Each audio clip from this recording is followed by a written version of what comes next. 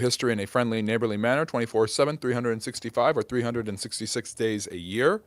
We are doing our live stream part 2 of our Q&A, where you can ask me anything you'd like about history or social studies, as we do every Friday and Saturday at 6 p.m. Eastern. And today we have another special for you.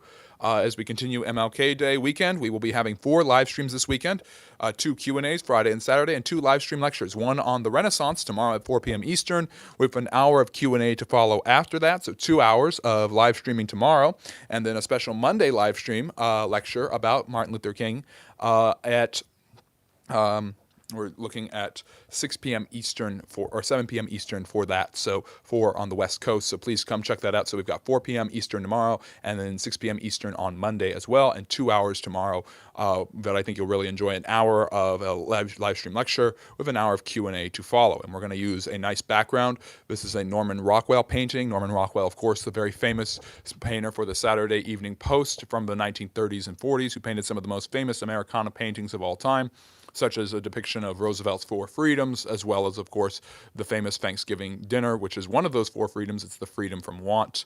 And so you've probably seen the one on the upper left as a meme and the one on the lower left. But Rockwell painted some of the most famous paintings in American history and is considered one of its best artists. So welcome to the Friendly Neighborhood History channel, where we talk about all types of history, including art history and American history, all over the globe, all sorts of different topics. And if you have a question about history, please drop it in the chat. And if you'd like to talk about and learn about history and social studies, I believe you are in the right place. Consider liking and subscribing, becoming a Friendly Neighborhood Historian. We have live streams, short videos, and long videos for you. All sorts of wonderful content here and on our Substack, our Patreon, and our TikTok, as well as other platforms like Instagram, Facebook, and X, where you can get channel updates and all sorts of great stuff. But we have Hars here, and Harry and M. Caffo, our live stream moderators, who will help handle the chat, put in social media updates and handles, as well as, of course, our Discord, where you can join us for further conversations and discussions. My email, friendlyneighborhoodhistory@gmail.com, if you want to have a more in-depth talk about a particular topic.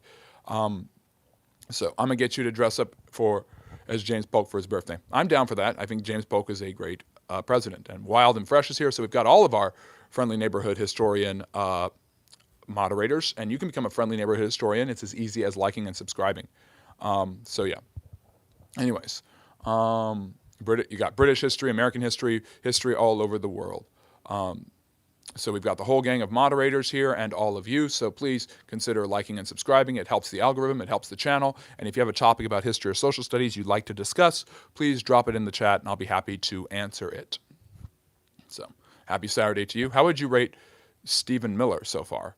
I mean, I'm not going to make a rating on a political figure. Again, this is not a political channel. And if you want a political analysis on a particular topic, you're going to get it without my bias or my own personal opinion, because I don't share those opinions. Consider a super chat. I don't typically discuss a religious or political topic in depth without donation to the channel, all of which helps me use the money that we get from this channel from members who have emojis on their handles, all of which is used to help make the channel better and give better access to everybody around. So there's that too. So we've got a Norman Rockwell painting in the background. Ask me a question about history or social studies. And if you want me to talk about Stephen Miller so badly, Trump's chief of staff, consider giving a super chat. So let me see. Do we already have questions here? Am I ready for Polk? I'm always ready to talk about any type of history. Alex, great to see you. Welcome. I am definitely not German. Yeah, I'm not very methodical. Let me see. Here's a question. When Byzantines fell and a lot of Christian authority moved to Russia, known as the Third Rome, how did the Ottoman use the Greek people to wage war and ultimately make Greece go into decline? Well, I talked about this last week during the live stream lecture on the Ottoman Empire, but the Ottomans were really, really good at manipulating and convincing the Christian peoples of the lands they conquered that the only way they could make any progress in life was by becoming more like the Ottomans themselves, by actually investing in the Ottoman Empire, by serving in their courts or in their military. They would turn Christian children into eunuchs and to soldiers known as janissaries. Some of these people actually became extremely highly ranked individuals and officials within the Ottomans' rule. So the Sultan's rule, so that's something to consider there.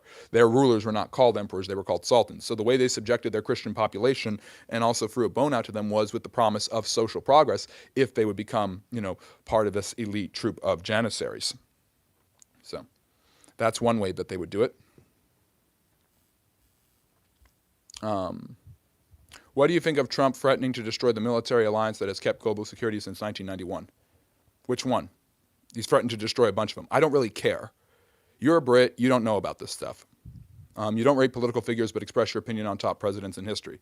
Yes, I'm a historian, not a politician. Hello, Ria. Great to see you. Welcome to the Friendly Neighborhood History Channel. Would World War II have never happened if Versailles was extremely harsh in territory, but it awarded good economy, and France and Poland and Czechoslovakia, just for being neighbors, helped out? The idea that Versailles causes the last World War or World War III, in my opinion, is an absolute lie. That is Nazi propaganda. The German economy and government were pretty stable by the end of the 1920s. Look at the reforms of Gustav Stresemann, and you'll realize that the Weimar Republic was actually finding its way thanks to the Dawes Plan and other efforts by Europeans and Americans to take it easier on Germany following the heavy war debts, the war guilt clause. The Nazis really just manipulated the German people by scapegoating the treaty and, of course, the Jews as their main reason for the suffering of the German people. So that's a huge reason right there. Can you talk about the Iroquois tribe? You mean the Iroquois Confederacy, the 5 or 6 Iroquois nation tribal members that worked together and formed an actual republic of government where they governed the areas that they owned in Canada and upstate New York? What do you think about Nick Fuentes? Oh, for God's sakes. Another political topic that I would be much more inclined to speak about and have talked about before on this channel if I was given a super chat to discuss him. Fuentes has a following because he appeals to a growing cultural and social trend where young men and young people feel very disinclined to follow the normal political mainstream talking points and definitely are looking to scapegoat someone for their problems and feel discontent with the way society and the political system is going. Why did Hitler think the Czechs were inferior, and where did the Czechs get their identity? The Czechs are a different people. They are a Central European people. The Magyars are the main people that settled in Hungary, for instance. The Czechs are part of the people that settled in the ancient lands of Czechoslovakia, which was once called Bohemia, which once belonged to the Holy Roman Empire, but because they are not a Germanic people by nature, Hitler considered them to be inferior, as he did the Slovaks, as he did all of the Slavic peoples that lived in that region. Czechs are not Slavic, but they are a Central and Eastern European people, and most of them were considered inferior by the Nazis. There was also the excuse of large numbers of Germans living in the regions that the Czechoslovakian country owned, like the Sudetenland, which justified Hitler's colonization of these areas. Go on a rant about the superiority of Rhodesia. Compared to what happened with Zimbabwe and Robert Mugabe, Rhodesia was superior in many, many ways. The decolonization was an effort undertaken by the British where they were basically forced by the Americans and the Soviets in the post-war consensus to decolonize. That colonization had been bad and the colonization was a problem, and this allowed communist and anarchist power vacuums to be filled with communist and anarchist dictatorships like Mugabe. Do you know of Marquis de Sade? Yeah, he's a French writer from the 18th century, kind of an Enlightenment thinker who wrote a lot about sadistic physical relationships between men and women, and is obviously the inspiration for the word and the phrase sadism. Yes, this image is, it's a patriotic image, a propaganda piece made by Norman Rockwell for the Saturday Evening Post. Rockwell was commissioned by the government to paint the 4 freedoms during FDR's presidency, but this is called the war hero. And you have a man in the middle who has returned from the war, or maybe it's this guy, and he is explaining the successes of the American army to his neighbors and his friends, and he's showing the center of attention that would go towards war veterans telling their stories. So it's a way to glorify and thank GIs for their participation in World War III. Samuel de Champlain defeated the Iroquois. They were killing and enslaving everyone and other tribes from upstate New York to Quebec around 1615. Very true. The name Iroquois refers to the language they spoke, which was named by the French. So it's a French name for that people group. It's very true. So this was even before the settling of Plymouth Colony by the English in 1620. Are there any authentic images of de Sade? I don't know. Yeah, Norman Rockwell is an incredible super toot. I love his paintings. Explain the Tudeh party influence on Iran. If there was an overthrow of the current regime, will they be able to implement a socialist theocratic government?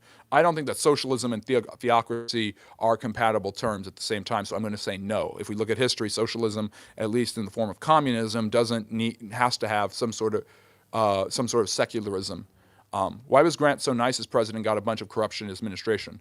Grant was an excellent general and a very well-intentioned individual who was very effective at getting things done, but he was a terrible administrator and really bad at handling the political issues of his day.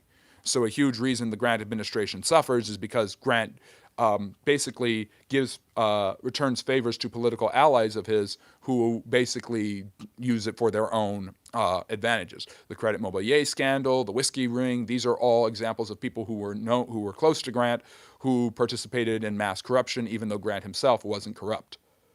I don't think communism is the best, but you can believe whatever you want because you're not in a communist country. Let me see here. Do you think the further away from history are, the less horrific things seem? Like Genghis Khan was horrific, but we don't look at him as such because he lived 800 years ago? Yeah, I was hearing this argument the other day, that because Genghis Khan lived 800 years ago, the horrific acts that he probably did don't seem that bad, so maybe in 500 years Hitler's actions won't seem that bad. The Mongols were extraordinarily ruthless. And I think it's easy to detach because it's so long ago. The ancient Assyrians were extremely ruthless, literally putting hooks in people's mouths and carrying them off, ripping off part of their mouths and carrying them away in a line, in a row of dozens of people. These things should horrify and worry us greatly. These are the lessons that history teaches us about how horrible and awful human beings can be to one another, from the ancient world where you have very little technology to the modern world where you have Cyclone B and all the other things the Nazis used to commit the Holocaust. Who are your favorite U.S. presidents? Washington, Lincoln, Thomas Jefferson, Theodore Roosevelt, kind of the standard Mount Rushmore types. David Hasselhoff brought down the Berlin Wall. Discuss. Don't think so, but he was very influential in Germany and pushed kind of a pro-American agenda. Is it ironic how Hitler's most hated races, the Slavs, led to his defeat? Yes, I know Hitler would be gone, but Slavs, Russia exiled, and Poland in exile were some reasons. Yes, that is a very clear irony. Let me see here. Do you think the fervor... Oh, I already answered that. Let me see. Teddy Roosevelt was awesome. Tough, too. Rough Rider. Yeah, the Rough Riders were an incredible cavalry brigade. He literally dropped out of McKinley's cabinet in order to run them successfully during the Cuban invasion and the Battle of San Juan Hill, one of the biggest victories in the splendid little war that America won, the Spanish-American War, where they got Cuba, Puerto Rico, and the Philippines. Theocratic conflicts with socialism. How so when the Iranian government implemented agrarian and social welfare reforms throughout the Cold War era, still maintaining theocracy? The Shah of Iran is not a theocrat. The Shah system was not a theocratic system. It is somewhat religiously based, but there is nothing between radical... This is why you have a radical Islamic revolution that's known as the Iranian Revolution, which creates the Islamic Republic of Iran, which is the current government of the country. That happens... that happens because of many of the socialists believe the government is not socialistic, and many of the non-socialists believe that the government is, and many of the religious believe it's not religious enough. So the revolutionaries were on the far left and religiously radical Muslims. Are the writings of the Second World War by Churchill accurate? I mean, they're embellished and obviously pro-Churchill and pro-Western, but they are considered pretty great memoirs and retellings of the war. Churchill's a very good writer, but he's a very long and detailed writer who likes to watch himself write. Is there any evidence of any Nazis defecting to the Soviets, British, Americans? Yes, Werner von Braun was brought over in Operation Paperclip. The Soviets had their own operation, I forget the name of it, where basically ex-German officials were brought to the United States and the Soviet Union and used to help them fight in the Cold War against the United States. Who do you consider some of the worst monarchies, more brutal than incompetence? There are so many. Leopold of Belgium and his mistreatment of the Congolese is one of the most atrocious things in history. Richard II of England, totally unable to handle the peasants' revolts and just rules totally with cruelty. Henry VIII definitely deserves a name there. Caligula. There's a lot of those rulers. There's always at least 2 or 3 rulers in a dynasty over the space of a couple of centuries that are extremely despotic and tyrannical. Why was Mexico exiled from Spain? Well, they got their independence. Basically, Spain lost its grip on Latin America due to the Napoleonic Wars destabilizing Spanish power bases in Central and South America. Spain had been on the decline since the end of the 17th century and the decline of the Habsburg Empire. But they have been able to hold on to Latin America through sheer cruelty and historical traditions and the wealth they were able to extract from these areas. However, Miguel Hidalgo, a priest, and the other leaders of the Mexican Revolution were eventually able to defeat a weakened Spain, following them barely defeating Napoleon and winning back their independence after Joseph Bonaparte, Napoleon's brother, had been made the king of Spain. The Dutch were brutal in Southeast Asia. True. That's why Sukarno and the Indonesians couldn't wait to get rid of them after the last World War. Who are the worst people in history, you think?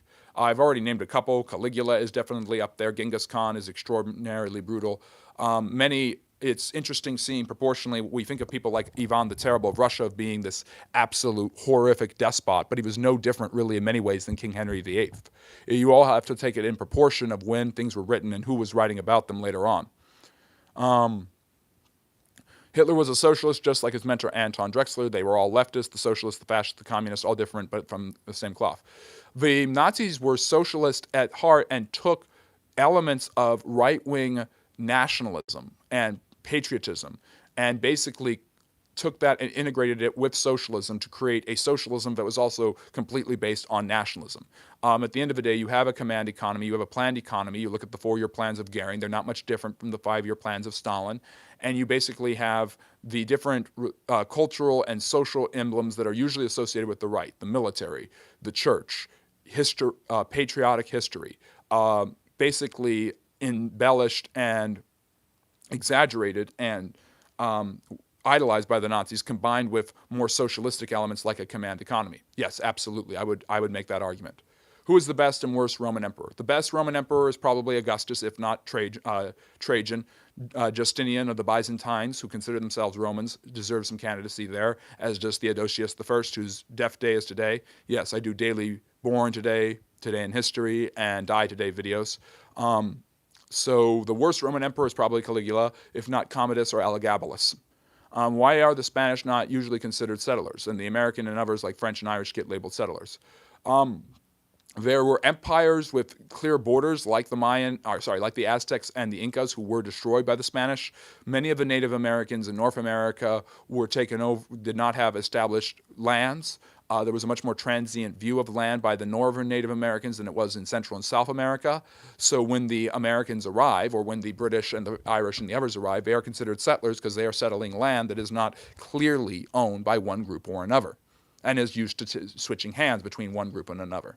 I'm not justifying what they did to the Native Americans. I'm simply saying this is what happened. If Churchill was prime minister during the invasion of Poland, would he be willing to actually fight Germany? Yes, absolutely. He would have fought Germany when Munich was violated. He would have never let them get to Munich. He was warning about it beforehand. Hitler's, probably his greatest accomplishment was his ability to be prescient. Harst, can you put the video on Winston Churchill in the chat so everybody can watch it later on? Explain the allegiance between NATO countries, and if there was a conflict between the two countries, is it inevitable countries will intervene despite both countries being allies with them? I think they'll probably throw up their hands and not get involved. NATO was created to stop the Soviet Union. How can you put Henry VIII and Leopold II in the same category? I'm not putting them in the same category. I'm saying they were both despotic. Why did Native Americans look like that? Are they of Asian descent? Somewhat, not fully. A lot of them are from Siberia. Let's see, other questions about history.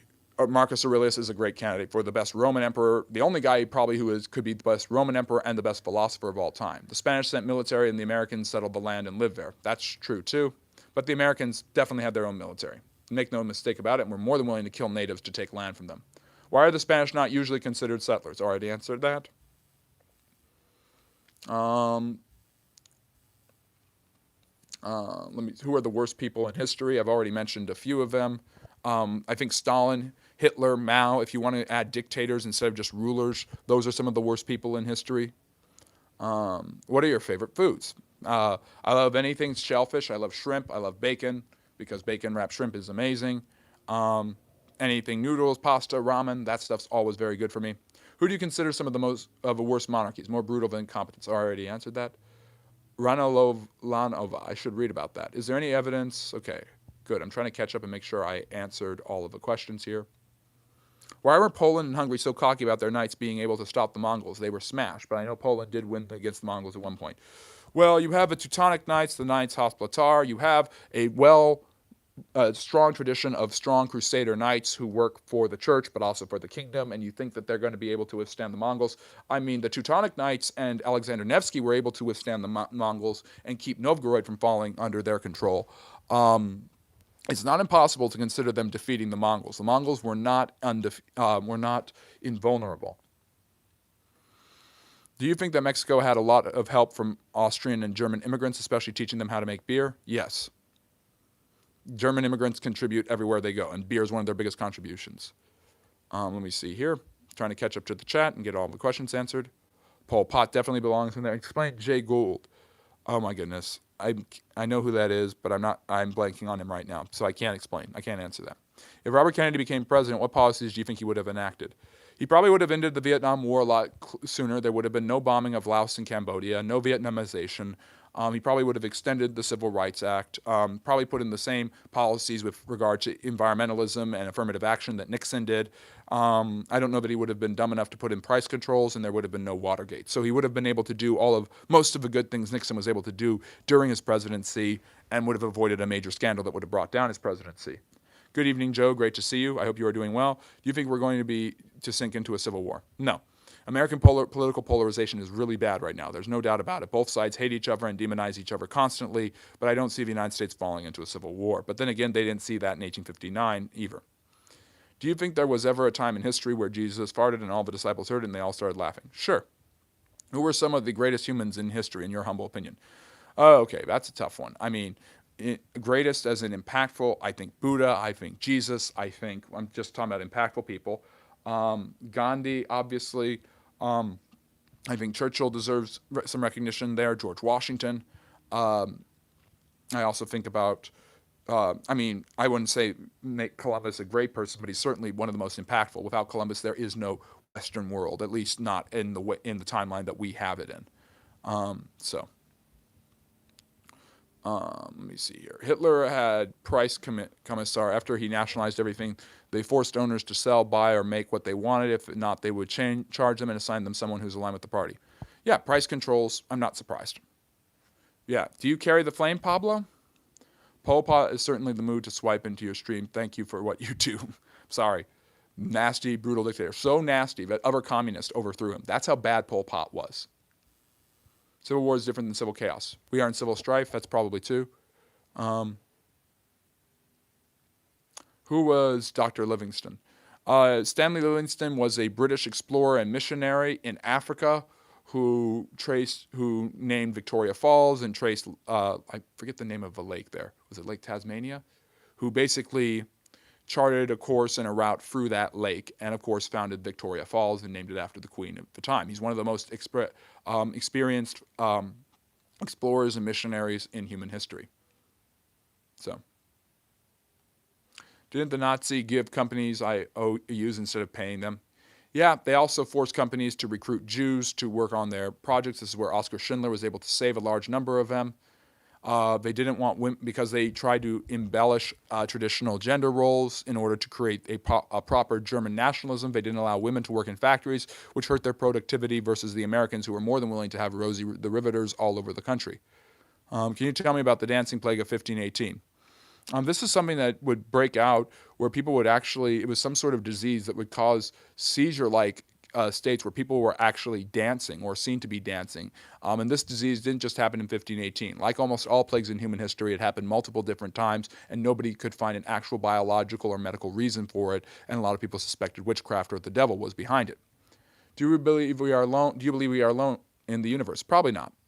I mean, the universe is just so big, and there are plenty of planets and plenty of solar systems that probably have just the same amount of capacity for housing humanoid or living beings similar and sentient enough as humans for that to be possible. Be worried when they change the dollar bill to a microchip that goes in your butt. The butt part is unpleasant. As we know, many problems in World War II could have been solved easily, but they weren't. What if everything was averted until 1939? Like France isn't traumatized, fortifies Ardennes, Poland mobilizes fully. What if they stop Hitler before Munich? What if they don't allow the Rhineland to be reoccupied? I mean, there's a lot of good what ifs here. What if they stop Mussolini's invasion into Ethiopia before Selassie is overthrown? What if they draw the line with his annexation of Albania, so sending a clear message to the fascists that we aren't going to tolerate just pure expansion? It would have been quite interesting to see. Let me see. Uh, so the bankers would still make it all happen. I don't know. Holiday in Cambodia could be a great DK or a cursed Rainier fight. True. Why is that everyone has their opinion whoever they like? Uh, you're asking why people have opinions? It's just part of what makes us human, just like history is part of what makes us human.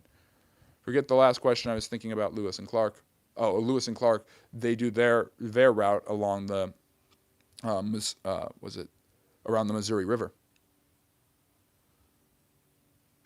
So anyways, other questions about history or social studies? Mark of the Beast was a referral to Nero in Scripture? Possibly. I'm not an expert in the Bible, so I can't tell you. Name the most influential economist in American history, and why can't there be a stable economic policy for a long duration with analysis of economic slumps and revival on record? It is within the nature of a market to twist and turn and go up and down. Now, if you're an economist, I think the most significant economists in history are Marx, Keynes, and Smith. Those are not Americans. Milton Friedman is probably the most influential American economist because he sets the groundwork for American conservatism, right-wing economic policies, and of course modern libertarianism. And he's a Nobel Prize winner. Now, there are other economists that are very influential in American history, but I think Friedman had the most expansive influence in shaping political discourse in the latter part of the 20th century. Wins the Nobel Prize. I think Friedman's a pretty good guess as to the best economist in American history, at least the most influential. Hello, Vadahaya, great to see you. Do you think America should annex Greenland? I mean, again, a political topic, I would rather take a super chat and discuss it and analyze it from that lens. The United States annexing Greenland just seems pretty outlandish. Today is the anniversary of when the U.S. bought the Virgin Islands, and they bought their Virgin Islands from, believe it or not, Greenland. They occupied Greenland during the last World War to prevent the Nazis from a staging ground to invade the United States. So the idea of the United States taking over Greenland sounds so outlandish to people who are just used to the post-World War II or World War III consensus. But the truth of the matter is that taking over Greenland is not something that is so crazy. It's something that the United States has eyed before so that they can have some sort of thumb on the scale in the Arctic Circle, especially against the Russians and the Chinese, who they're worried about particularly right now. It is not impossible to picture the United States picking up Greenland. It's just hard for us to see happening. And of course, the people of Greenland don't want it. That's another issue. Now, buying it and purchasing it might be a possibility, and the Trump administration seems really hell-bent on doing this, even violating and breaking their own trade deal that they made with the EU to do so, with the EU already threatening to take that away from them. So yeah, we'll see. If the U.S. doesn't build an empire, China will. The U.S. is already an empire. I think it's a good idea. America can't let Russia or China take it. I mean, I don't expect Russia or China to take it, but do you expect Russia to keep taking land in Ukraine? Do you expect China to take Taiwan? And does the U.S. flex its own muscles to basically tell China to stay out of there? Who knows?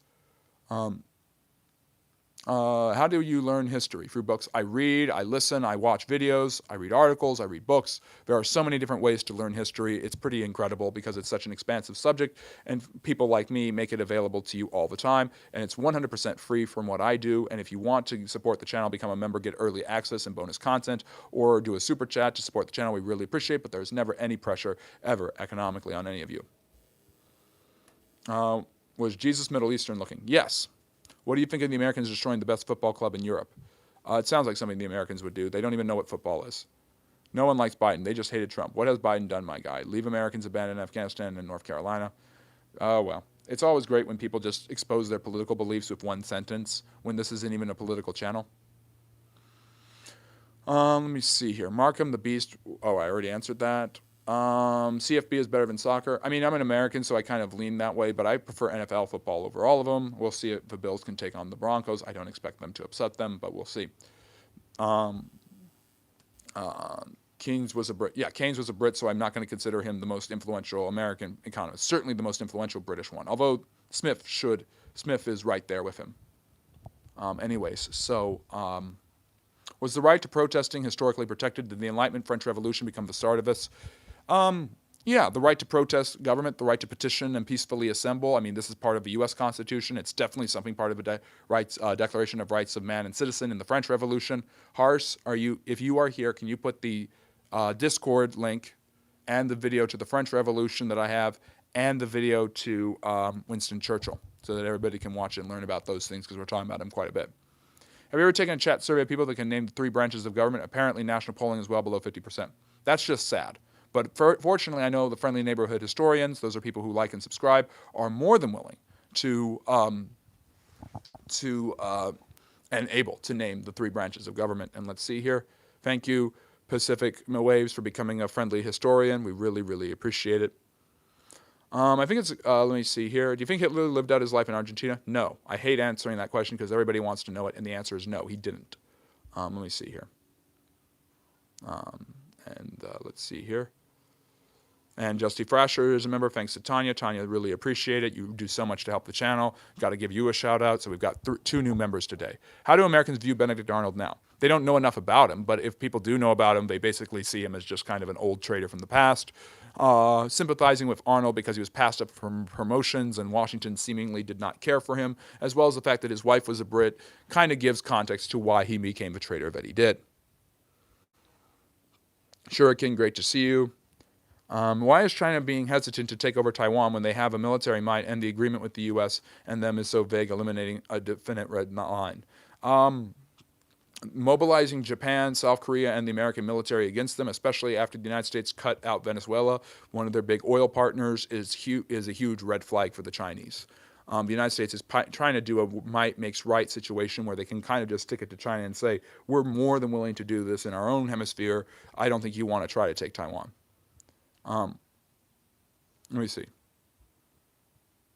Super Tool, your country elected an orange man that has a felon and also best mate of Jeffrey Epstein. Yes, this is ad hominems. Yes, we've all descended into political ad hominems.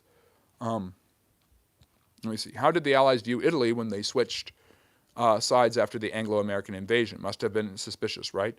No, not necessarily. They were suspicious of him, but they also realized there were many Italian Americans fighting their own cousins in Sicily and in mainland Italy. And they also believed that the Italians were more than willing to turn on Mussolini and Hitler. They welcomed any support they could get. They knew about the Italian resistance just like they knew about the French one with de Gaulle.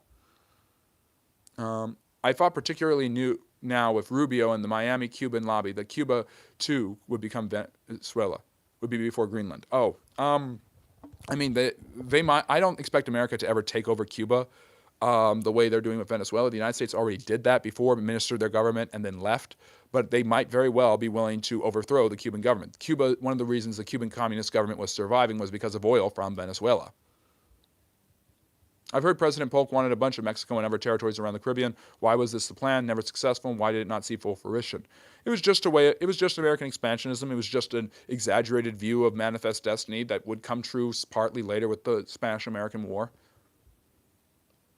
He tested his skull they thought was Hitler's and it was a female's. Remember that the body was burned before they got a hold of it. Yeah, Hitler died in the bunker. This is one of my favorite times of the week. I really enjoy a knowledgeable aspect. If I agree with it or not, good to keep an open mind. Always. And I keep an open mind to everybody else too. That's so kind of you to say. Let me see here. Other questions about history or social studies. Trying to catch up to the chat. Explain the importance of historical polling in the U.S. Gallup is probably the gold standard for polling in the United States and looking at public opinion on a variety of topics from religion to social issues to obviously political figures and leaders. And polling has gotten a reputation of being shoddy at best and inconsistent, with skewed online polls being more commonly correct on certain issues, at least testing the heartbeat of American people by voting. Benedict Arnold, I already answered that. Yeah, Tanya's the best. I absolutely love what she does. We have three co-equal branches of government. How is Congress outside of impeachment able to check and balance the other two? They can impeach judges. They can impeach the president. Congress can also override the veto of the American president. And if the Supreme Court strikes down a law, they can propose and work up a new law. By making laws and controlling the economic purse strings and the taxation and commerce, Congress basically can continue to pump out laws that contradict and conflict with the president or the court's agendas. So legislation is the main key. In fact, the founders didn't expect them to be co-equal. The founders did not make them co-equal. They are not co-equal. In fact, you could argue they've never really been co-equal. There have been different times where different branches have more power than the others. During the early 19th century, it was Congress throughout the 1800s that had all the power. The 20th century saw a reversal of this. In many ways, the Supreme Court has gained a lot of power, as have other courts in the 21st century. Maybe the 21st century is the century of the judiciary branch, after the 20th was the century of the presidential branch, and the 18th was the century of, or 19th was the century of the congressional branch. Doesn't Japan have a better claim to Taiwan? The Chinese do not care about that. And what is your president doing other than defending a sex trafficker and Yes, we all know President Trump and the Epstein stuff. Wow, what a surprise. We have three co-equal, Harry bringing up Epstein, because this is what happens when you read The Guardian. Have you seen the Ken Burns Revolutionary documentary that just came out? Any thoughts? I need to get around to clearing it from my playlist tonight, but curious of your take. I should watch it. I haven't watched it. I've seen and heard clips of it. It's really fascinating. I love what Ken Burns does, so I've got to check it out. What alien theory do you believe the most? Even the most? Early bird theory, dark force theory, or other? I don't know any of those theories, so I can't say which one. I'm sure if you explained it, I would say one or another. How much has Trump spent on settlements so that things don't go to court? Hundreds of millions of dollars. Is Trump a felon? Yes, Trump is a convicted felon. I love the leading questions, by the way. Cuba seems like, but why are you asking about politics, Harry? This is a history channel. You're a moderator on a history channel, and all you do is spend most of your time talking about how Britain is great and Trump is evil. Can you focus on history for once? Cuba seems like long-awaited and easy pickings versus Greenland, cheaper, rich power and administration of initiative is there, bizarre world. I don't know. I don't see it happening. Why are people being timed out? Okay, Harry, you just literally deleted somebody's comment because they disagreed with you. I know you're British, but censoring free speech. Seriously? Can you tell me about Stalin's view on Yugoslavia after World War II, or World War III, as you'd call it? Stalin hated Tito and wanted him to bow to pressure to join the Warsaw Pact, or join the Eastern Bloc countries that would become the Warsaw Pact. Tito didn't do this. Stalin tried to assassinate him. Tito eventually promised to assassinate Stalin if he didn't stop, and Stalin laid off of him. Okay. The Spanish Armada was the fleet the Spanish sent to reconquer England and bring it back to Catholicism at the end of the 16th century. Philip II was avenging his wife, Mary I, and hoping to overthrow Elizabeth, the Queen of England. Of course, this is the most famous monarch in British history. Due to bad weather and the British fire ships and the tactics of the British commanders like Francis Drake, the British were able to win, break Spanish naval dominance, and the Armada was sent into retreat, and most of it was blown away in a bad storm that destroyed most of it off the coast of Ireland. I don't know what that executive order is, Jingleberry. Actually, those who identify as human beings want the Epstein files released. Yes. So, how is Britain great? They never apologized to the Irish for their crimes, and they never will. We need to bring back McCarthyism. Why would we need to bring that back? That was a horrible system that ruined many people's lives. While many people were indeed communist, it was basically killing a fly with a cannon and an over-exaggerated witch hunt of many people, which is why Arthur Miller wrote The Crucible. Chinese want chip factory. Well, they want access to all rare earth minerals. The founders called them co-equal because they intended them to be co-equal. They were not co-equal. The founders never intended them to be co-equal. Who called them co-equal? Are you Hugh Hefner's bastard son? No, I'm History Hefner, wearing the smoking jacket because it's a historical garment made famous after the end of the Crimean War by British officers. Just a bunch of monkeys fighting over power and trying to get a banana. There is some truth to that. Let me see here. How is Britain great? Go through a brief history and protest, and should that be a metric of political prediction in the U.S. presidential elections? No. Protest doesn't necessarily mean one thing or another. Just because large groups of people are willing to organize for what they believe in or be organized for what they believe in, that doesn't mean that they're necessarily going to turn the political needle one way or another, or that will affect presidential elections. However, the way that they are dealt with, it does have some impact. Obviously, Richard Nixon gains a lot of appeal in 1968 for promising to put an end to all of this, as does George Wallace running as a third-party independent. Law and order candidates tend to appeal to older generations, which are kind of horrified at these things going on, whereas progressive candidates tend to appeal to many of these protest groups. The irony is that many of the Democratic and left-wing candidates in the United States, for instance, have not appealed to this and have kind of played footsies with them while also distancing themselves from some of the more radical elements of these leftist protesters. Joe Biden did this in 2020 with the BLM riots, saying he supported the message, but also saying he wanted peace and order, and obviously not being much of a progressive himself. So there's kind of a difficulty for more left-wing candidates to sanction the actions of protesters and rioters, whereas right-wing candidates gain a lot of clout by basically saying, we will crush them. Also, he was one who went on a rant about how terrible my country is first. Yeah, okay, so how many times have I heard you say about how horrible America is, Harry? Who cares? Stop censoring people just because they think your country is bad. The early bird theory is the theory that humans are either the first or last species who can travel space. The dark force theory is that the universe is full of hiding aliens. If you blast radio, bang. I don't believe either of those. How and why did the British Empire leave India? Decolonization efforts, the rise of the Indian National Congress, Gandhi's efforts, Muhammad Ali Jinnah in what became Pakistan, and the eventual decision to partition the area based on Muslim majority and Hindu majority areas. You get West and East Pakistan. East Pakistan will later become Bangladesh, and of course you get India. The British never apologized about their handling with the Irish potato famine. True, that's probably one of the worst atrocities in British history. Millions of people died, and a great Brit who knows his history, like Harry, will tell you that that was an atrocity that the British should definitely apologize for. Why should they be taken seriously? They built a huge, massive navy, a huge, massive empire, and they won 2 world wars, curbing the tide of German influence and power, destroying the Nazis. The British basically invented modern capitalism, which is the bedrock for most of modern economics. The British also created the Industrial Revolution and spread most of those ideas, concepts, and technologies all over the world wherever they went. The English language is the most common language spoken in the world. If you consider international influence in different areas of the world, of course, more people speak Chinese or Hindi because there are larger populations in China and India, but many people in India also speak English. So the British were extraordinarily influential with the spreading of their languages, technologies, and ideas, so they should be taken very seriously. And by the way, anyone who can endanger populations on such a large scale, even if you don't like them, should be taken very seriously.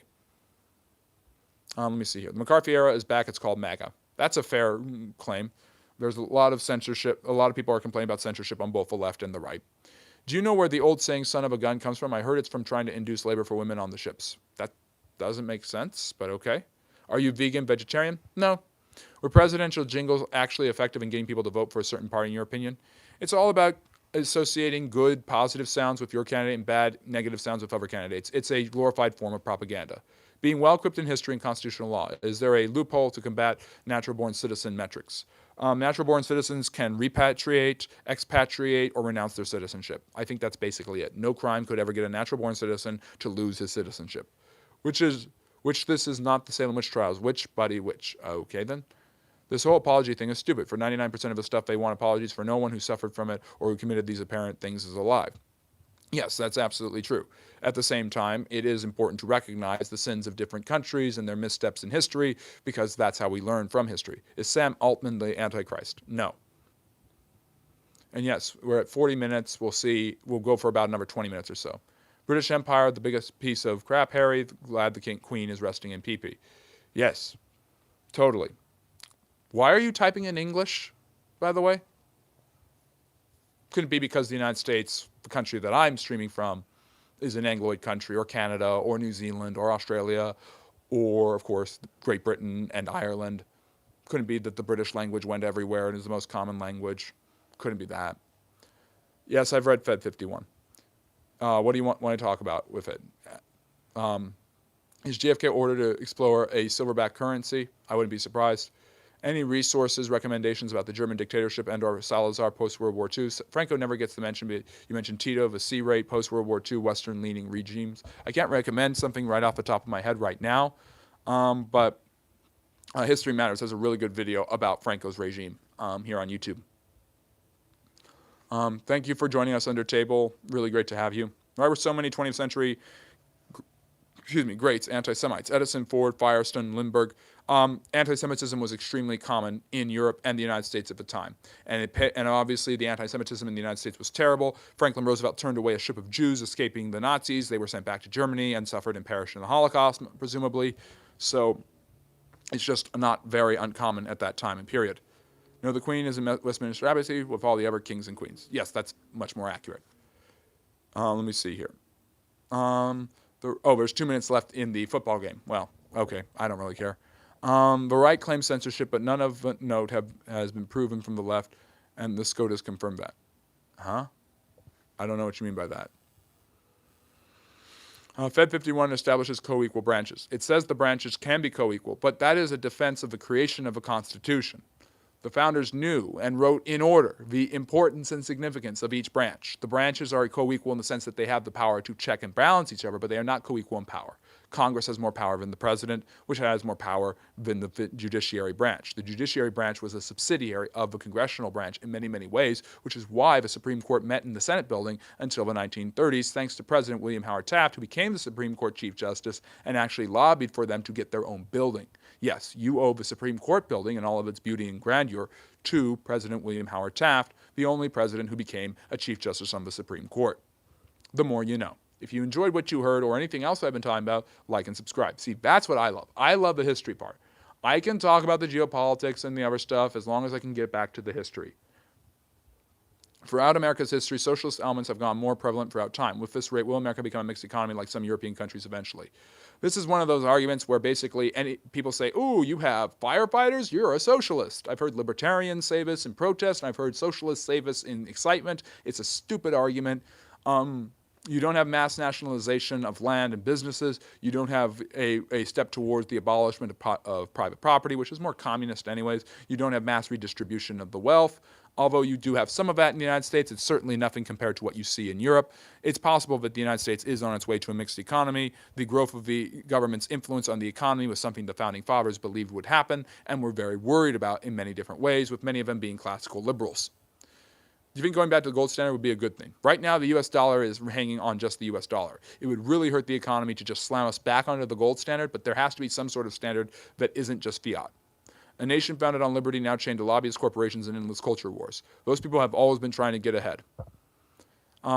Ulysses S. Grant was the first one to call them lobbyists because they would assemble in the lobby of the Menger Hotel, where I think it was the Menger Hotel, where he would sit and smoke a cigar and watch them come in and out, asking him questions, and he got so sick of them.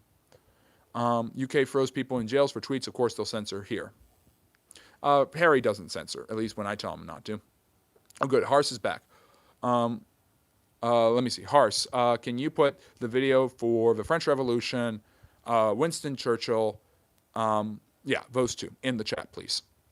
Bill Gates is a walking anal bead. I've heard that before. Did America have any rationing in the 39-45? Yeah, rationing of rubber and dairy, butter. Yeah, very much so. Yes, you insist on English as being one language, but actually basic knowledge is based on multiple languages that add to becoming English, therefore other countries' language added to it. Yes, I'm very well aware that English is not one language, as a language comes from other languages. By the way, guess how many languages are like that? All of them, okay? Almost all languages in the world are based on the influence of another language, a parent language. Latin and German are the parent languages to English. French is another one that has a huge influence on the development of English language. Almost every word that ends in ment, like government, is a French word where the T, of course, is not pronounced, government. So, Dwarf Nebula, you are technically correct, but what does that have to do? That doesn't disprove anything that I'm saying. I'm saying English is an extremely influential language because the British went all over the world. That's why we are more interconnected globally in communication than ever before, because of the prevalence of the English language. And I can see that because you, wherever you are, you type that in English. We have people come into the chat and type stuff, sometimes not in English, but the vast majority type in English, even if they hate the United States or England or whatever. Is your background a Rockwell painting? Yes, it is the war hero coming back to explain his deeds, a GI man explaining his deeds in 45. And of course, Norman Rockwell, the great writer for the Saturday Evening Post, is one of the greatest pop artists and historical artists in American history. He also, of course, did the five freedoms: freedom of speech, freedom of worship, freedom from want, and freedom from fear, as a public relations campaign for FDR during the right before the United States got involved in World War III, or what you call World War II. Do you know Anderson Cooper is a Vanderbilt? I've heard that before, yes. Therefore, stop praising one nation for that language as being the inventors. They're not the inventors, they're the developers and disseminators. Sorry, the right accused the left of censorship recently, but the SCOTUS determined Biden talking to private social media platforms was not censorship. They kept stories hidden and refused to publish other stories, and they've been vetted by the Biden administration to do that. That's not censorship, that's collusion. So it might not be censorship. And there was stories that were censored or hidden. And what they ruled was that private companies are allowed to do that. You are misinterpreting what they actually said. If the Middle East is all Muslim, why is it not just one big country? Sunnis and Shiites divided. The fact that those countries were all divided up by the Europeans after the Ottoman Empire fell, Britain and France kind of putting their fingers on the scale to develop mandates like in Palestine, Lebanon, Syria, and Iraq. You also have differences between the culture of the Persians and the Arabs. That region has never been united, and Islam has never been united. Sunnis and Shiites have enslaved each other, believing the others are not real Muslims because Muslims cannot enslave non-Muslims. Cannot enslave fellow Muslims. The history of creative destruction destroyed an anachronistic way of life. AI is relatively new. As a historian, pinpoint the next Great Depression that happens every 47 years. Well, that would be next year. If Friendly History just wants to say you're wrong about history topics, he will and won't ever have a true caring or thoughtful conversation with you ever after that. I would know. He did that with me several times, except that I've had so many conversations with you over and over about various different things that you believe. I've disproven all of your points and I disagree with them, and yet you still think that because I'm stubborn, therefore I'm not willing to listen to you. Absolute absurd nonsense. Hello, Roman. Great to see you. Let me see. We never resolved slavery then or now, not even leading into class politics, post and repeat of the Gilded Age. TR and FDR were the most recent to U.S. MAGA, short of Lincoln, Jefferson, Washington. I don't know what you mean, but okay. Israel defender, genocide denier, piece of crap. Yes. Tabi Shibi is here. Yes, people, great. People have shown up just to tell me that I deny the genocide in Gaza, that I defend Israel, yada, yada, yada, yada. Then you use an ad hominem, because losers use ad hominem. That's what Socrates said, or Plato, I forget which one. When the debate is over, the loser resorts to name-calling and insults. So I guess you've lost. Yes, definitely all those countries invaded and pillaged wanted to send representatives to the Queen's funeral, but makes sense, doesn't it? Yes, because no country in the world has ever benefited by anything the British did, even through colonizing them. Like the United States, that got its entire political tradition and economic system from the British. How do you learn history? Through books? Through books is one way, but watching videos, listening to content, listening to podcasts, reading articles, there are so many different ways. Engage every one of your senses in learning history. Eat historical foods. Read historical books. Listen to historical podcasts. Watch historical movies. And of course, like and subscribe to the Friendly Neighborhood History channel, where we use art and all sorts of visual aids and other incredible things to teach you about history and talk about it. Let me see. It seems you've collected facts, but not very good at synthesis or contextualization. Yes. You disagree with me, therefore you have to insult me. I get how you work. There are the videos. Thank you so much. Winston Churchill, literally 10 times worse than Hitler, but seen as history. Am I historically incorrect? No, you are very incorrect. Churchill did not assemble 11 million people together and murder all of them. Churchill wasn't devoted to the destruction of entire races of people, and Churchill did not cause a world war. But thank you for entering the chat, Tucker Carlson. I'm honored to have you here, except that I'm not, because you're awful. Why do they use Latin in the courtrooms? It's the language that undergirds the Western law tradition. The Western legal tradition is based on, of course, the Roman law, the law of Justinian, and the Roman Empire, who was obviously great at creating law. Thank you, Hars, for putting those videos in the chat. People can watch them and learn more about history here at the Friendly Neighborhood History channel after we're done. We've got about 10 more minutes in the live stream. So let's see here. If you haven't liked and subscribed, now is your time to do that. Okay, the last decade has been characterized by many as an information war. Did the concept exist in the early colonies with control of local news posts? Oh yeah, information wars between loyalists and patriots was a huge issue during the protests and boycotts that led up to the American Revolution.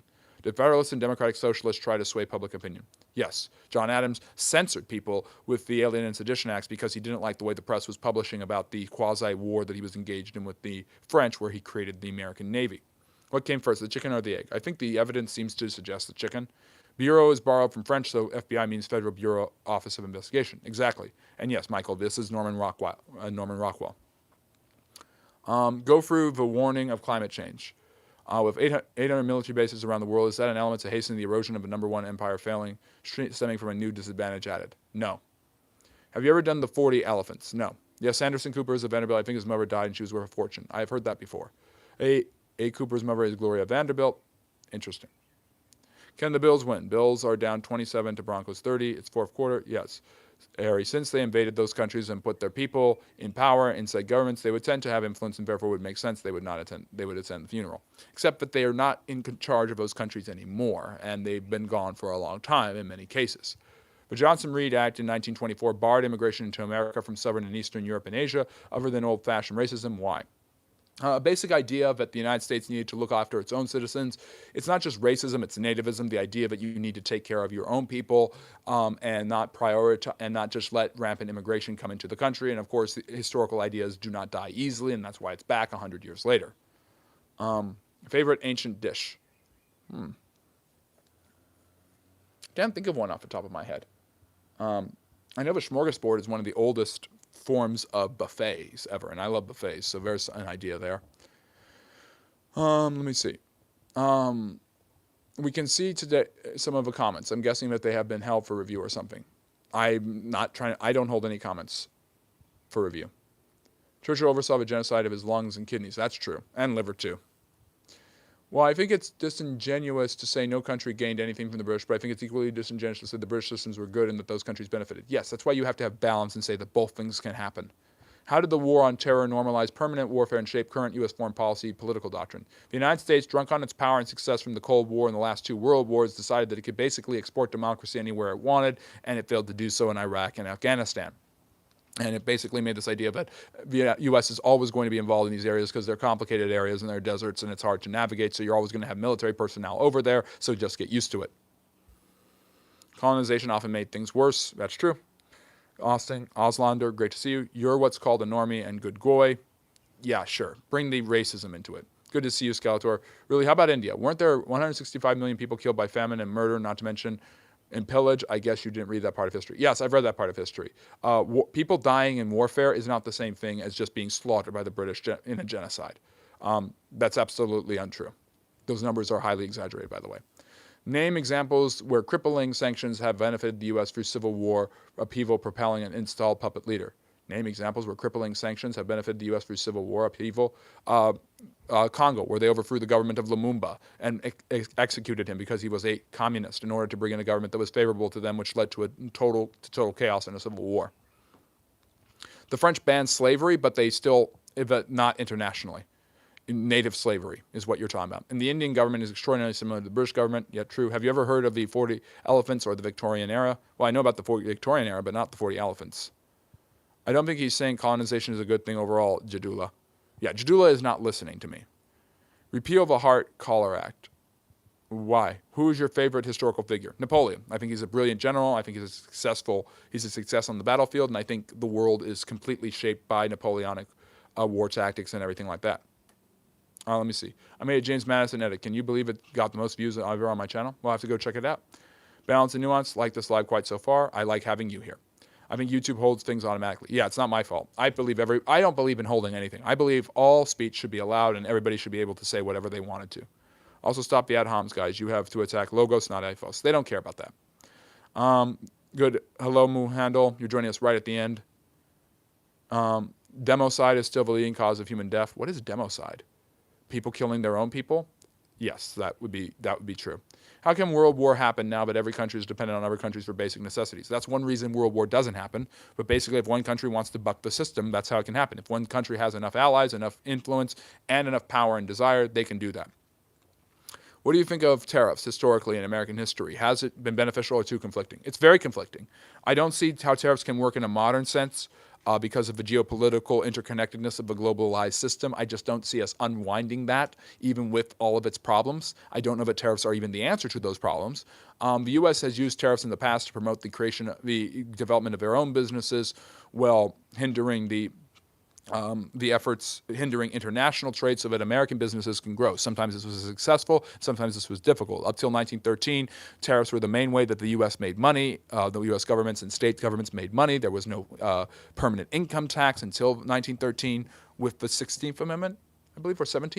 It's either 16th or 17th.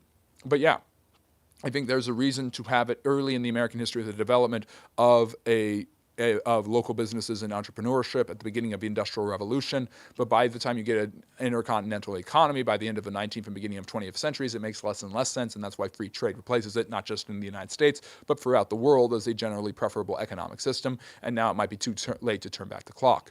Hans Holbein, the famous German poet, was the main artist in residence in the court of Henry VIII. Did any American president ever have such an artist? Gilbert Stuart did some of the first part, did Jefferson, Washington, and Adams' portrait, and I think maybe Madison. Gilbert Stuart at the end of the 19th century, 18th century.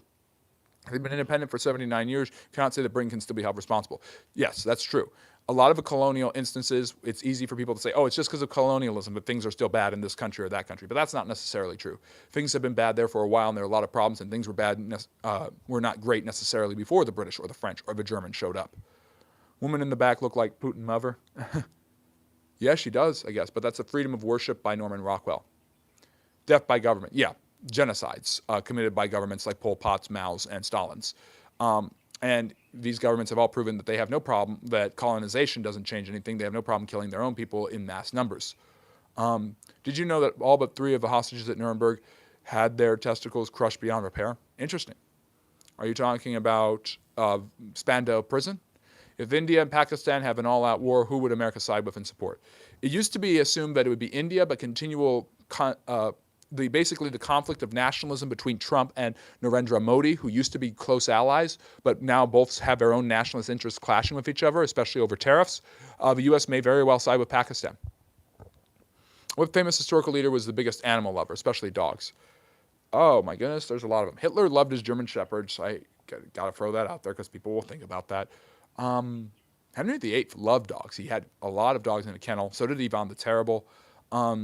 Despotic rulers, but used dogs for hunting. Dogs were very common domesticated animals throughout, and symbols of virginity and purity for women throughout royal history. So you can see dogs going back centuries in royal houses. There's a lot. Basically, there's almost too many to name. What if the Mongols were less religiously tolerant? It would have been much harder for their Khanates to rule successfully if they didn't just join the religions. If the Khanates of the Ilkhanate in Persia had not become Muslim, it would have been very hard to rule over a majority Muslim people in Iran, modern-day Iran. I've noticed they don't care, but this is such a rich failure to understand tiny points of communication. You are not supposed to presuppose a view and then try to attack the credibility of detractors. Those hills will never be worth dying on. And yet they think these hills are worth dying on all the time and die on them whenever they debate me on this channel. Logic, you are a breath of fresh air. Can you tell me what Operation Cast Thy Bread is? No, I don't know what it is. So please tell me, Auslander. Educate me. Love this channel. I wanted to say thank you. King Doopy, it's great to have you here. I really appreciate you. If climate change is not a factor adding to geographical difficulties in regime change objectives through proxy or hot war, are you insinuating the historical evidence of it rising as a facade? Yes, that's clearly what I'm saying. Just because I don't accept a huge, overwhelming position of climate change impacting global military conflicts doesn't mean I don't think climate change is happening. Thank you for assuming one thing and then jumping to the next thing. You went from 0 to 100 real quick. Obama's artist has a bunch of paintings of brown people beheading white people. Is that true? Who's that? Who is that artist? You don't even know the name. That shows how much damage the British did to India. The British did do a lot of damage to India. They also did a lot of good for India, but that doesn't overcome the damage, especially with the Bengal famine, where Churchill diverted resources to help fight him in the last World War, World War III, or what you call World War II, and a lot of people in India and Pakistan starved. How are you at war with a country you have a complete occupation over? Regards to India. What do you mean at war with a country you have complete occupation over? That doesn't make any sense. The Indians fought wars in their own countries, the Maharatha Confederacy. Look it up. Look up how weak the Mughal Empire become by the time the British show up. The Mughal Empire doesn't collapse till Britain takes over the entire subcontinent in 1858. Civil wars, inner fighting within the countries were happening long before that. And the Indian subcontinent didn't just include India. It included Pakistan and Bangladesh. It included large segments of Muslim and Hindu populations that had been fighting each other for centuries before they ever saw a British person. How did the Napoleonic invasion of 1812 become a foundational myth that still defines Russia's idea of sacrifice and national unity? It's not really a myth. Russia's ability to not only capitalize on the weather, but stage a guerrilla campaign that destroyed the Grande Armée, and Alexander I building a coalition to just basically rip out Napoleon's army. Hars, put the video for Napoleon in the chat so people can watch it. Makes Alexander I one of the greatest rulers in Russian history. It, of course, creates a new European order that becomes the new world order as they colonize throughout the 19th century that basically allows them to go and colonize rather than stay on their own continent, fighting endless wars. Breaking the power of Napoleon obviously creates a huge narrative of a scorched land, retreating Russian army that relies on its bountiful land and resources and also its knowledge of the climate, especially during the winter, to capitalize against their enemies. And this is repeated with the Nazi invasion. However, I will go to my deathbed believing that both Hitler and Napoleon were totally justified and made a lot of sense to invade Russia, and both of them nearly brought Russia to their knees. Napoleon didn't expect the Russians to burn Moscow, the cultural capital, and Hitler did not expect the Russians to mobilize a huge military counteroffensive at Stalingrad. Israel would have the U.S. side with India. I don't care what Israel wants. I know you do because again, people who do this whole thing about Israel and the Jews are more obsessed with Israel and the Jews than the U.S. is, than the Americans are, and certainly than the Friendly Neighborhood History Channel is. Friendly Neighborhood History Channel does not care about Israel beyond a historical context and a geopolitical situation based on that historical context. We are just constantly demanded that we talk about this. And today we've seen people on the left clearly and on the right bringing up this narrative, and the people on the left are anti-Israel and the people on the right are anti-Jew, and they constantly bring up this narrative that this channel is just totally Zionistic, totally pro-Israel. I defend what I believe to be true. I'm more than willing to be proven incorrect, and I'm more than willing to learn more, which is why I asked you to tell me about these different things. You haven't done that. Who cares what Israel wants the U.S. to side with? You know who doesn't? Me. Is the price of silver just a trade war against Chinese solar panels? Yes. But it is interesting how much it has gone up in the last few decades. Didn't Caligula promote his horse to the Senate? Yes, Invictus. Wanted him to be at council. I will say that you have to distinguish necessary and sufficient causes. Colonization is a sufficient cause, and while its effects can last centuries, even it's not necessarily the cause. Yes, and colonization is not the cause of all the problems in Africa or India, or an amalgamation of causes. When you have such horrifying suffering, you can't just blame things that happened 100 years ago on all of it. You have to do a more rigorous analysis of that instead of generalizing based on your dislike of the system or dislike of the people who created the system, which is no different than the racism they used to create that system and justify it. Remember, the Europeans colonized Africa and Asia mainly because they believed the people there to be inferior and needed to be civilized by their better technology and society. Once they were properly civilized, then they could leave. That was the argument of the British and the French in the late 19th century, that it was actually their God-given duty, the white man's burden. Rudyard Kipling wrote about this. To colonize these areas and place their colonizing, replace the native rule with their own rule. Explain the historical timeline relating to space exploration and how it is conducive if one country has a tight grip on space superiority. Well, it was a bargaining chip and a military badge of honor for the Soviet Union to get the advantage with Yuri Gagarin and Sputnik and Vostok and all of this in the late 50s and early 60s, and then the U.S. takes it back with eventually landing on the moon by the end of the decade, basically winning the space race, proving that their military is superior because their military reached the space. The space race, make no mistake about it, was not just a scientific war, it was a military war between the U.S. and the Soviet Union. Jack Parsons would be an awesome piece of cover. Yeah, Jack Parsons, extremely influential in the development of the American space program, worked with the government, of course, JPL in Los Angeles, one of the biggest scientific labs where rocket science and technology was developed in the 50s and 60s, and Parsons was extremely influential in that. Does it suck? Yes. Is it the magic missile that causes all problems? No. Yeah, we have to be nuanced on this. Kayand Willi is the Obama's artist. Just Google it. Well, thank you for telling me the name. Didn't some rogue Persian warlord actually sack Mecca and even desecrate the Kaaba stone back in the Middle Ages? I heard it somewhere, but don't know for sure. This is true. I've heard that happened. What I'm more interested in is when the Kaaba and when Mecca were actually built, because no Muslim can actually tell me when they were built. I'm sorry, but as a historian, I have to go with the historical evidence, and the evidence seems to suggest that there was no Mecca in the 7th century. I mean, one of the sources in the Quran places it geographically in Petra. There is Yathrib, there is Medina, and maybe Muhammad is from Medina, and Mecca is just kind of this, Xanadu. But I'm sorry, the evidence isn't there. And I have gotten death threats, basically death threats, and people threatening to do horrible things to my mother because I have said that. But I digress. I went through an entire stage where I was discussing these issues with Islam, and nobody wanted to talk to me about it except Muslims. And when I said, hey, this isn't true, these people who were pretty radical, I guess, were basically like, your mother's a whore. And I'm like, that's not an argument. This is the same as essentially an accidental properties. The detrimental properties of colonization its traditional practices are often accidental properties and vary between systems. True. I'll also convert to work on your channel. Thank you, CarCam. Are you now or have you ever accepted APAC funding? No, I never have. I would not be asking for super chats and members if I had APAC funding. But do you think that I would have the lighting issues, the timing issues, and everything else? I would have perfect acoustics. I would have a perfect studio, and my videos would be pitch perfect if I was getting APAC funding, and my videos would be all about Jews. Go and watch my dang videos. They are not about the Jews. They are not about Israel. A few of them are here and there because it's historical. I talk about the Middle East. But that's not the only thing that I focus on. Now, if you watch the live streams, you will see me talk about this topic. Do you know why? Because people come and ask me about it. They think, oh, he's a historian, he's a social scientist, he's going to know everything about this issue, and he's going to speak, and I'm going to get my words come out of his mouth. And when they don't get that, they get all ticked off, and it doesn't look good for them or their side. Okay? I am sorry. And people have enlightened me. I've learned a lot of things by going back and forth with people. And I've gotten people who really, really, really hate the J word, those people or hate Israel to become friendly neighborhood historians and come back to the channel and ask good questions and learn. And I learn from them. I learn from people all the time. People fact check me all the time. But I'm sorry.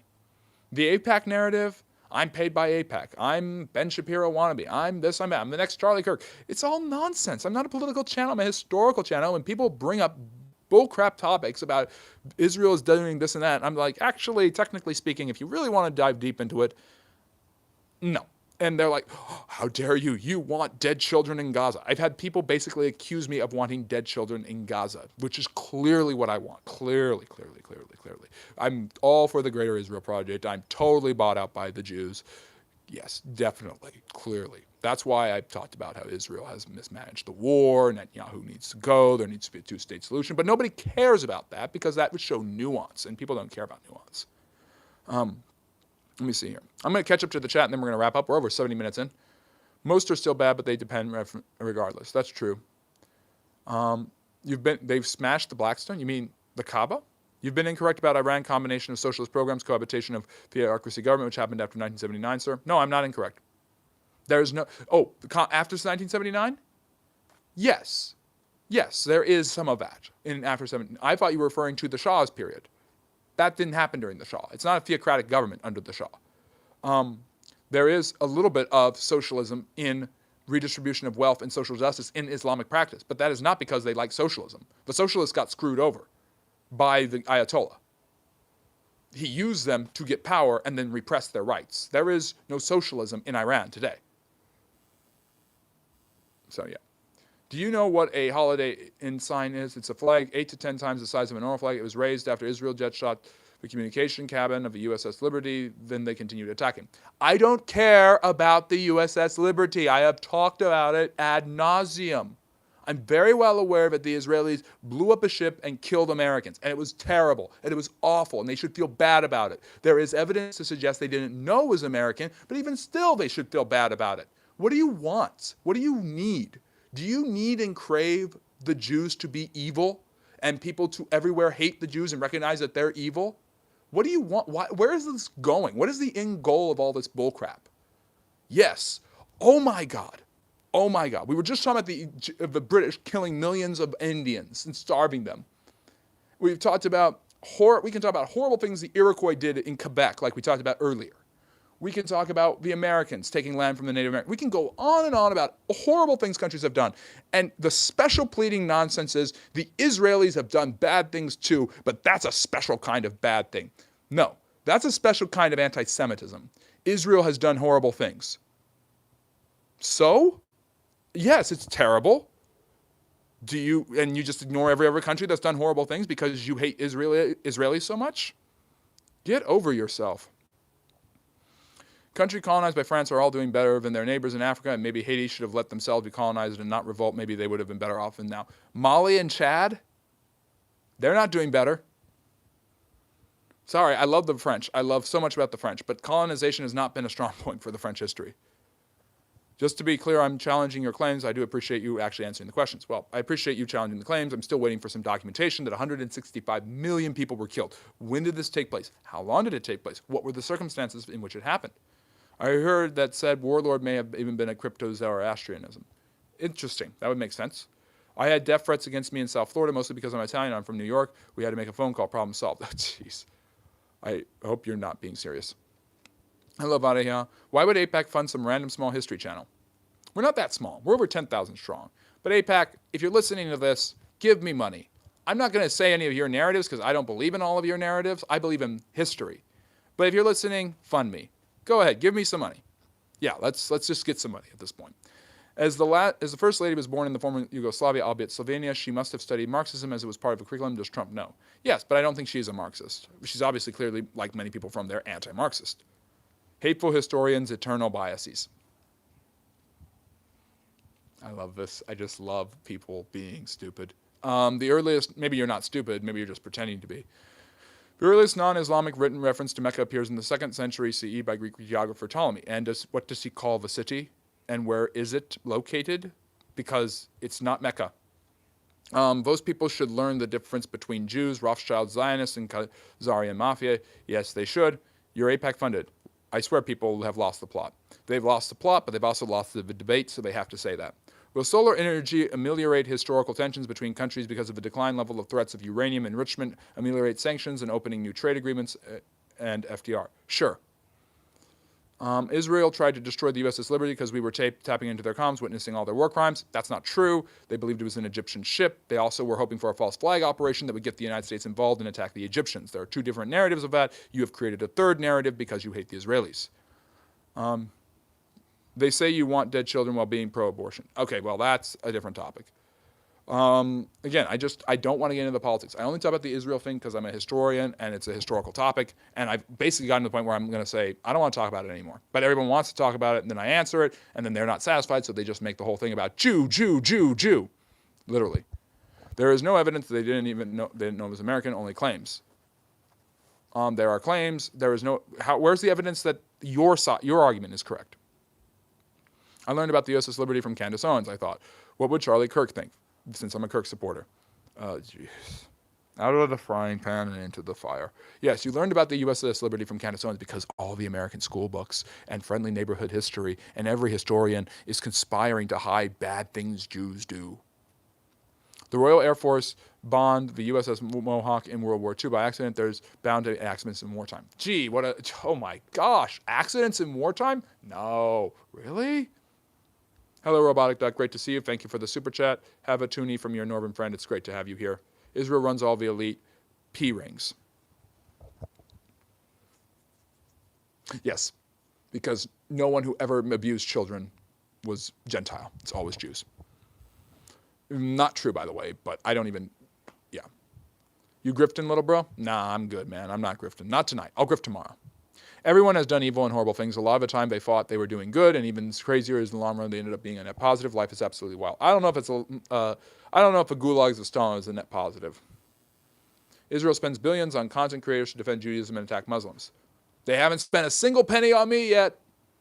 Unless you want to say someone who's Jewish comes to the channel and is like, hey, I like the fact that you know about George Washington. Here's $5. Then I'm taking money from Israel by your twisted logic. Did the British ever find the logbook of HMS Conqueror, the sub that sank the General Belgrano outside the exclusion zone?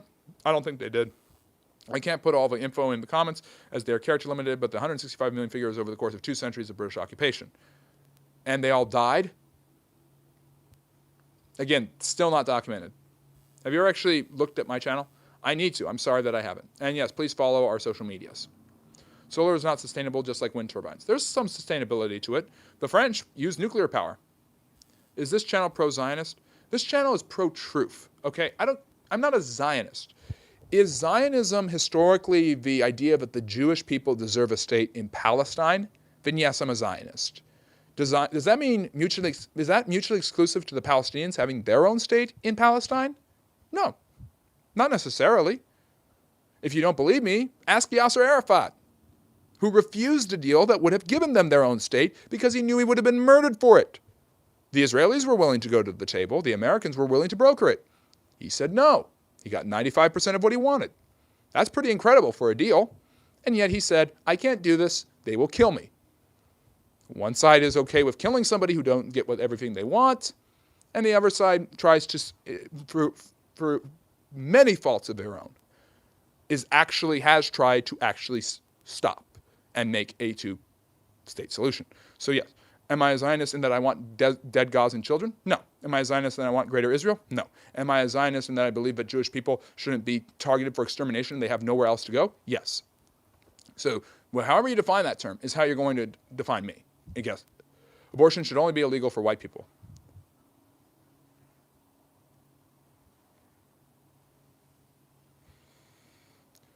Insanity has entered the chat. I never would have thought to doubt the preexistence of Mecca before Islam. This is crazy conspiracy theory for lack of a better word, but also intriguing to me. It's not a conspiracy theory. There's actually a lot of evidence to suggest that there was a Medina, but there's very little evidence to suggest there was a Mecca. And all of the ancient sources that call it Mecca, that the Muslims say this is Mecca, are not geographically accurate and are not called Mecca. Qatar paid billions in fake social media accounts to spread fake propaganda about Israel. Goal was to destroy Israel and conquer India and European countries. Next stop is America, Muslim brotherhoods. Wow, the Muslims do this too? It's almost like countries pay people to spread propaganda, and that's just something all countries do. Again, the special pleading is Israelis do it, therefore it's bad. Well, they do it too. Well, that's just the country doing what the country does.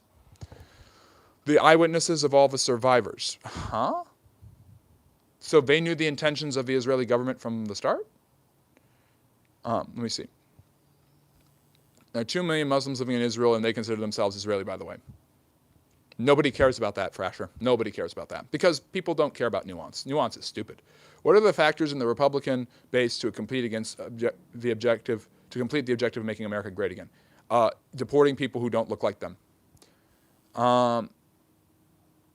Perhaps just think like for yourself. Wow, crazy. People thinking for themselves? No, can't do that. I need TikTok to tell me how to think. I need somebody paid millions of dollars by Israel or Qatar to tell me how I think. I'm not telling you how to think. I'm not telling you what to think. I'm hopefully showing you how to think, but you don't need to, but I want you just to think. City called Makaroba, it's pretty close, but don't know for sure. Is it even geographically possibly located near where Mecca is? I know names of cities change over the centuries. I'm more than willing to grant it, but no. Yes, I'm very callous. Very callous. I'm sorry, history is callous. I'm the Friendly Neighborhood History Channel. I talk about history in a friendly, neighborly manner, and I do. And sometimes history isn't friendly, and sometimes it's not neighborly, but I'm still going to talk about it. Who are some of the most infamous enemies of history besides Nazi Germany? Mongolians, Carthaginians? Yeah, they're seen as the enemies by the Romans, the Carthaginians, and by the Europeans, the Mongols. Definitely. The Greeks would look at the Persians, the Ottomans. How do you explain Olmec stone carving look like just African faces? Well, people have faces that are sometimes similar. And you're very welcome, Yul Skinner. Great to have you here. PM Carney to reduce tariffs on Chinese EVs while China to reduce the tariffs on our canola oil down quite a bit. See Canada's economy go. I would really like you to subscribe to me, Friendly History. I would be happy to subscribe to you. What history degree do you have, and are you a college teacher? I don't teach college, but I have a master's and bachelor's in history. The way you describe the claims of liberty attacks makes me doubt your claims of being honest and straightforward. Or I could be wrong, or I could be right. Honest and straightforward? I mean, you're just trying to throw that I'm disingenuous, which is everyone's favorite word for me, just because I don't agree with you. I'm sorry. What history degree already answered that? Assad, Arafat constituents were getting robbed. To be fair, they were in an inferior position, but to be subservient is not long duration. Oppressed class, never in history has that occurred. That is untrue. That's completely untrue. If you are in an oppressed, subservient position, why are you getting 95% of what you want? I mean, Ben Gurion was willing to give him 87% of the land. How many times were deals offered by the Israelis and turned down by the Arabs? How many times? It's literally history. No trade at route maps, Mecca. All the Muslim prayed toward Petra, not Mecca. Petra is in Jordan. It is not in Saudi Arabia. If this historical fact ever gets out, there are some big problems for Islamic history. And although I love Islamic history, I've done videos about Islamic history, I've talked about Islamic history, but I'm sorry. The evidence that Mecca existed in the 7th century, very low. The evidence that Muhammad existed, only slightly more. So if Jesus Christ returned, would Jews still deny him?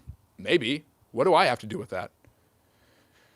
Yes, Canada's propaganda, even if it's about how nice it is to be in Canada. Positive propaganda is still propaganda. Propaganda is part of human nature. Wasn't Alexander the Great home territory of Macedonia considered a Greek city-state? No, the Greeks considered them barbarians. What history degree do you have? I've already answered that. Friendly history, you seriously are making me think you have an ideology similar to like John Kerry or something. John Kerry? Interesting. You give off old political vibes that hate the populist leader Trump. Maybe I just hate every politician. TikTok was forced to be sold to a Jewish billionaire. Yes, it was much better when the Communist Chinese ran it. I mean, I'm assuming your politics there, but you kind of don't like the Communist Chinese Party, but CCP. But you think it's, the PRC, the People's Republic of China. I'm sure you think that it's much better when they owned it than if the Jews owned it. Everyone's going to push their agenda. Do you have any CIA connections like all right-wing grifters? I'm not right-wing. I haven't said I'm right-wing. I'm not a political channel. I don't share my political views. I criticize the right and I criticize the left. I look at things through a historical lens. Don't like it? I'm sorry. You're making quite a few Freudian slips about your politics. Thank you. Yes, what Freudian slips did I make? I love how, Tom, you think that you're smarter than I am, and you're not, but Yes, totally 1,000% Saudi funded. Do you have any crystal meth left? I'm getting hungry. No, not right now.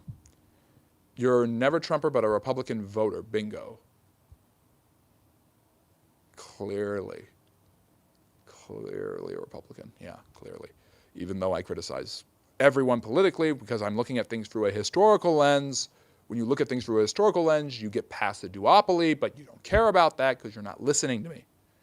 Canada is one of the most propagandized countries in the world. All of our media is actually bought and paid for by the Liberals for the last 10 years. Well, they're kind of the predominant political party, so they can afford with funding to do all the propaganda they want. And some of it, and we got to distinguish between propaganda and actual truth. This is propaganda. No question about it. There's positive propaganda and negative propaganda. Norman Rockwell did positive propaganda for the United States to inspire patriotism leading up to the last World War. Is that a bad thing? Is it a bad thing for positive propaganda or even to slightly demonize your enemies or to heckle your opponents? Is that a bad thing? It's human, but I don't know if it's bad. And I don't know if it's avoidable. Working for that $7,000 check. Yeah, I'd love a $7,000 check right now. Tyrone, give me a super chat for $7,000 and I'll start criticizing Israel all you want. Tell us step by step in detail how the U.S. Liberty attack happened. From what I understand of the attack, you have, I'm trying to remember the date, you have during the Six-Day War, off of the Sinai, the U.S. sent a battleship or a carrier. I might make a mistake here. I'm not perfect in my historical knowledge. And if you're just going to jump on, you made a mistake about this technicality, you're clearly just misrepresenting me because you don't like my conclusions. It was attacked, the USS Liberty was attacked by Israeli forces. Now, there are claims that the Israelis fought the ship, they couldn't see the flags on the ship. There are other claims that they knew it was a U.S. ship and they attacked it, setting fire to it, basically turning their artillery on it, killing, I think, I'm trying to remember how many died. I think it was either something like 100 died and about 200 casualties or 200 died, somewhere in that ballpark. And the ship obviously damaged, I think beyond repair, I'm not sure. But you eventually end up with this narrative from the Israelis that, well, we didn't know that it was an American ship, and the Americans saying, what are you doing? And a lot of people believing it was a false flag operation by the Israelis to get the U.S. to attack Egypt because the U.S. was trying to basically kind of settle down the waters in the midst of a tumult in the Sinai. Because he talks about the discussion topic and never includes or refers to your position. Yes, my own moderator is calling me disingenuous. I mean, I just can't anymore. I just can't anymore with this nonsense. I'm not disingenuous. How am I disingenuous? I refer to people's arguments and positions all the time. I just think they're wrong. Yes, I want to know your thoughts on Mormons. Interesting religious sect, a pseudo-Christian group that developed in the 19th century based off of the revelations of Joseph Smith with almost no historical backing whatsoever, claiming that the Native Americans, many of them, or at least some of their enemies of the past, were related to the ancient Israelites. That not only did the ancient Israelites make it across in barges to the New World, but Jesus himself visited after his resurrection. Clearly, historically, there is no evidence for any of this. You can't make offers of your own land. Imagine I offered you your own house, except that the land wasn't their own land at that point. You can make an offer of a room in your house if you've taken over my house, if you want to go with that perspective, but I like how you poisoned the well with that argument. We have crazy woke Marxist socialists in power for the last 10 years. Sad what Canada has become. Geez. Politics. Hating every politician. I've discovered a fellow man of culture. Politicians are ridiculous. Yes. Friendly neighborhood history files. What happened when the stream lagged? Yes. You will find out what happened when the stream lagged, and you will find out who I really am. If we get to 20,000, I'm more than willing to do a complete reveal of who I actually am and what I'm actually doing. Stop trying to discern the ethos and actually make logical arguments for or against a darn position. Trump won the Nobel Peace Prize. No, he didn't. He just bullied someone to give it to him. Of course he would do something like that. Even if you could discern his ethos, apparently, it would just be a sign of your inability to properly reason for you to dismiss his claims based on that. Poisoning the well. Let me see. Is that Kramer from Seinfeld in the top corner? No, it's the freedom of speech meme. Norman Rockwell. But thank you for asking, Shadowban. It was an unarmed spy ship. That's a very, very brief description of the attack. There you go. Do you write with fountain pens? Sometimes. Watch Canada News. 10 minutes, you should understand. They had kids on shows telling people about unvaccinated people should go to jail and be arrested because they are a danger to the population. Okay. Israel's current occupants have what DNA? European or Levantine? Ashkenazi Jews who live in the region have European DNA because Ashkenazi Jews for centuries, or millennia actually, lived in Europe of the diaspora since the 7th century, Jews BC. The Jews have been spread all over the world, by the way.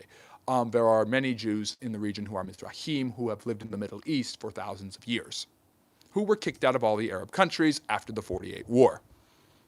How would you rank Richard Nixon as a president? Low tier, D tier, some great policies. Watergate ruins him. What do you mean? I'm the one who first called you disingenuous. You are even acting right now. Yes, I'm disingenuous. My moderators think so. Everybody in the channel thinks so. Yeah. Do you smoke a pipe? I do smoke a pipe. I have a nice church warden long stem pipe that I love to smoke. Lyndon Johnson told the Secretary of Defense, don't do anything. I'm not going to embarrass our ally. Okay. So what? If in the end of the day, it turns out to be a false flag operation by the Israelis, and they're trying to get the U.S. into the war, so what? What does that change?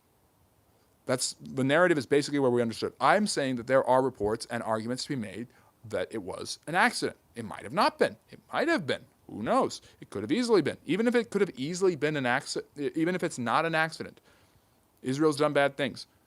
Friendly fire. Special pleading? We're back to that again. Is there any difference between patriotism and anti-Americanism if the oppressed combat America's norms, i.e. civil rights? No. You can be part of the American spirit is protest. Excuse me. Broncos won in overtime. Wow. Do you think Trump cancels the elections? No. How do historians determine what is true about the past? Synthesizing resources, looking at archaeological and primary sources, and synthesizing them with what secondary sources have had, changing or amending them based on developments of new historical information and technology. How do historians determine what is so true? So great question, by the way. Is it equivalent to saying 2 plus 2 equals 4 and you going, oh, I think he's one of those mathematicians who likes Newtonian mathematics? Yes, this is what I deal with all the time. What are your thoughts on AI? I think it's an interesting tool to help us learn things, but I hope it stays at its current level. I don't want it to get too good. We should still be able to discern an AI argument, an AI statement, and an AI picture from reality. Jews are not white. Japanese people have had the same skin color, yet they're not white. So this is where the anti-Semitism gets really good. Jews can't be Jews. The Jews are not really from Israel. They're not from the Levant. They have nothing to do with that. They're white people from Europe. But they're not white people because they can't possibly be white people. Your anti-Semitism and your anti-Zionism are fighting together and you're heading together. Make your mind up. Has been European. Jews is a religion, not a race. Ashkenazi are occupiers. End of the story. They are Europeans. That is not the end of the story. Judaism is a religion. Jewishness is a culture and ethnicity that has nothing, that does and does not have anything to do with the religion, because there are plenty of people that are Jewish that have no religious connections whatsoever and have never been to Israel and have never lived in Israel. That's absolutely true. Ashkenaz is a biblical name, the grandson of Noah, who is the Jew who's supposedly settled in Europe. Therefore, the Ashkenazi Jews are Jews of Europe. That is the definitive difference. And by the way, the Europeans certainly didn't have a problem delineating Jews in Europe from Gentiles in Europe because they killed and tortured these people for thousands of years. So it's not the end of the story. They are not Europeans. They have European affinities. Some of them are European in the sense that they lived in Europe for long enough. How do you define European? Do they have European DNA? Yes, plenty of them do. But do they have no connection whatsoever to the ancient people of Israel? That's not true either. Who do you think is our next president? Right now, probably Vance. You're not being disingenuous. You're, if anything, spending most of your time trying to keep people on topic. Yes. Why does the alt-right say MLK Jr. is a wife beating? Yeah, because they hate him. And they're racist. If you were the president of the United States, which countries would you form an alliance with against him? Good question. That's almost a political question, and we've got 90 minutes, and I need to wrap this up. But who would I form an alliance with? I think you've got to form an alliance with countries that are near you. So Mexico and Canada would be my first choice if everyone started off on a neutral slate. I'd look at who had the most resources. India probably is a good example of somebody who's growing economically that I would want good relationships with. I would look at cultural and historical influences. So Great Britain's obviously going to be up there. I think at the end of the day, we get a very similar outlook, maybe with a little bit more sympathies to East Asian countries. Look up Operation Cast Bread. No, why don't you tell me about it? That's the end of a story. History will never be that simple. Yes, history is never that simple because it's an ongoing tapestry. You might want to look up the definition of anti-American, sort of a question I ask can be debated for centuries. I don't think it's anti-American to protest things.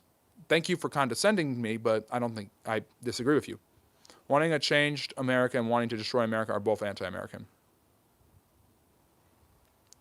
Nick Fuentes has entered the chat. Thank you for joining Logic. I hope you take care. And we finally caught up to the chat. This is the best format live stream on YouTube, hands down. Thank you for your work, brother. It's my pleasure. I'll take one more question, then we're going to wrap up because I'm exhausted and I don't know where people get the energy to argue with me. And listen, I already told you what the operation was. You skipped over the comment. Make the comment again. Oh, I'm sorry. There's hundreds of comments that are made here. I can't read every single one of them, but I get pretty darn close. And I haven't even stopped to take a drink of water. Deport Israelis from America. If they're Israelis, how are they in America? Why is the right-leaning people actually hate American values like First Amendment freedom of speech? What are you referring to there? Okay, Hars, here's what I want you to do. Since I don't want to be considered disingenuous about you anymore, I'm unpinning your comment, and I want you to put a link to your YouTube channel.